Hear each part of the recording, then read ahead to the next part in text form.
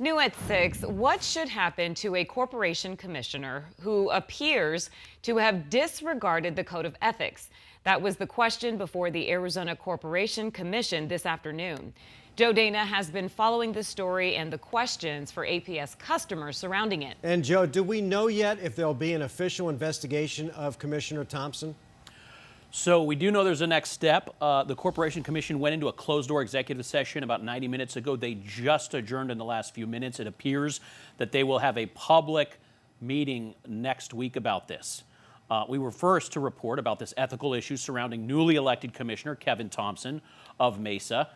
And we can tell you now, why does it matter? Thompson is one of 5 commissioners voting on major issues that impact water and electricity issues, especially APS. Here's the problem. The Code of Ethics states a commissioner shall not knowingly communicate with any person representing an industry or public service whose interests will be affected by decisions. Thompson appears to have flaunted that Code of Ethics. He boasted on social media about traveling to New York in January after he was sworn in as commissioner, personally meeting with investment firms that profit off of utilities, including APS. He says he wants to deregulate the industry. An ethics complaint was filed against Thompson asking for an outside investigation.